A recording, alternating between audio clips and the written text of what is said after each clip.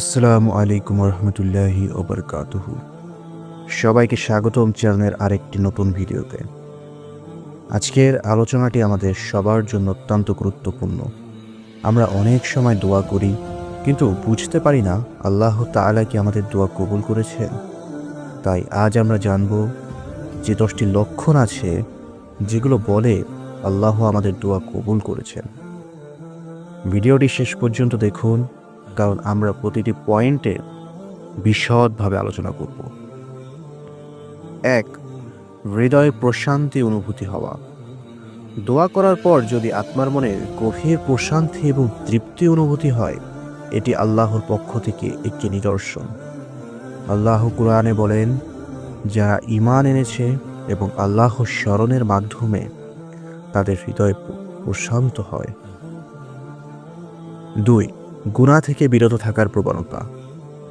দোয়া প্রকৃত প্রভাব হলো মুমিনকে গুনাহ থেকে বিরত রাখা। যদি আপনি দোয়ার পরে গুনাহের প্রতি ঘৃণা অনুভব করেন এবং ত্যাগ করার আগ্রহ জন্মায়, এটি আল্লাহর পক্ষ থেকে দোয়া কবুল হওয়ার প্রতিফলন। 3. কাজ সহজ হয়ে যাওয়া।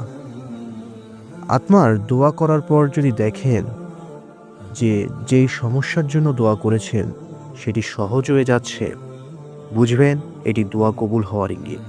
আল্লাহ বলেন যে আল্লাহকে ভয় করে তিনি তার জন্য পথ খুলে দেন। 4. ইবাদতের প্রতি আগ্রহ বেড়ে যাওয়া। দোয়ার পরে যদি দেখেন নামাজ, কুরআন তিলাওয়াত এবং অন্যান্য ইবাদতে আগ্রহ বেড়ে যাচ্ছে, এটি আল্লাহর দোয়ার উত্তর। ইবাদতের প্রতি ভালোবাসা আল্লাহর বিশেষ রহমত, যা সবাই পায় না। 5. অপ্রত্যাশিত সাহায্য আসা। যদি আপনার দোয়া এমনভাবে কবুল হয় যা আপনি কল্পনাও করেননি, বুঝবেন এটি আল্লাহর নিখুঁত পরিকল্পনা। উদাহরণস্বরূপ, একটি চাকরি চাওয়ার বদলে আরও একটি ভালো সুযোগ পাওয়া। 6. অন্তরে ধৈর্য সৃষ্টি হওয়া। দোয়ার পরে আপনার ধৈর্য এবং দৃঢ়তা বৃদ্ধি পেলে বুঝবেন এটি আল্লাহর পক্ষ থেকে একটি চিহ্ন। আল্লাহ বলেন, নিশ্চয়ই আল্লাহ ধৈর্যশীলদের সাথে আছেন। 7. গুনাহের জন্য তওবা করার ইচ্ছা হওয়া। দোয়ার পরে যদি অতীতের গুনাহের জন্য তওবা করার প্রবল ইচ্ছা অনুভব করেন, এটি আল্লাহর রহমতের একটি নিদর্শন। মাশাআল্লাহ, খুব চমৎকার। 8. মনে নতুন আশার সঞ্চার হওয়া। দোয়া করার পর যদি হতাশার বদলে আপনার মনে আশার সঞ্চার হয়, বুঝবেন এটি আল্লাহর পক্ষ থেকে দোয়ার জবাব। 9.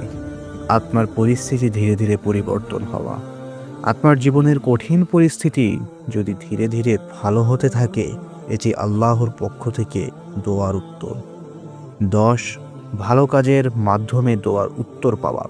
কখনো আল্লাহ আমাদের দোয়ার উত্তর দান, সাহায্য বা নেক কাজের মাধ্যমে দেন, যেমন কোনো বিপদে কাউকে সাহায্য করার ইচ্ছা জাগা।